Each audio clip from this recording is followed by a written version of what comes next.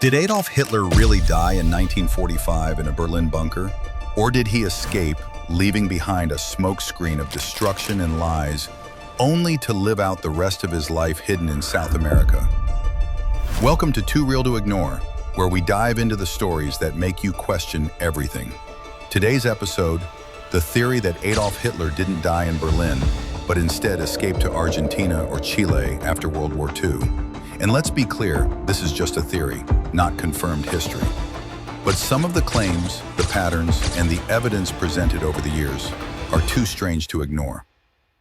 The official story.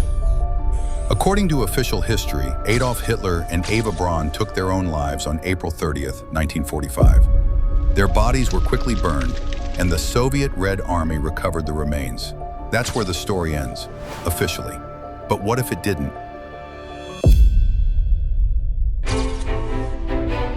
Where the theory begins.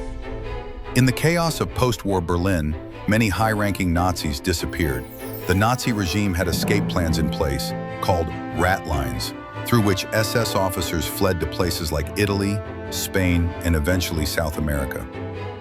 Documents declassified by the CIA and FBI decades later revealed that the US government took seriously the idea that Hitler might have escaped. In 1945 and into the 1950s, the CIA received dozens of reports suggesting Hitler was alive. Some claimed he was seen in Colombia, others in Argentina. One of the most referenced cases, a reported sighting of a man matching Hitler's description living in a secluded mansion in Argentina in the early 1950s. Why Argentina? Argentina was a known destination for Nazi fugitives. President Juan Perón's government gave refuge to many, including Adolf Eichmann and Joseph Mengele. Perón had deep ties with the Nazis, and his administration actively welcomed them in exchange for their wealth, influence, and technology. Multiple towns in Argentina, like Bariloche, were rumored to host hidden Nazi colonies. Some of these places still carry German-style architecture and culture that feels frozen in the 1940s. Witness accounts and CIA files.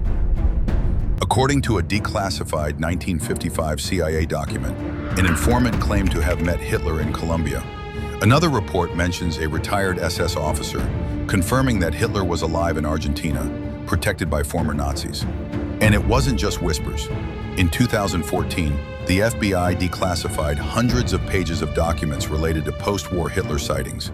Sure, many of these are likely false or exaggerated, but the sheer volume raises an eyebrow, if nothing else. The skull controversy. For decades, a skull fragment with a bullet hole held by the Soviets was thought to be Hitler's. But in 2009, American scientists conducted DNA tests on the fragment. The results? It belonged to a woman under 40, not Hitler. So if that wasn't his skull, whose was it? And why did the Soviets keep it secret for so long? The gray wolf theory. Some authors, like Gerard Williams and Simon Dunstan, in their book, Grey Wolf, The Escape of Adolf Hitler, argue that Hitler escaped with the help of SS officers and lived in Patagonia until 1962. They cite eyewitness accounts, Nazi escape routes, and hidden bunkers built in Argentina's mountains. Even if you disagree with the theory, the effort behind it is massive, complete with alleged photos, testimonies, and even blueprints of hiding places, counter-arguments, and skepticism.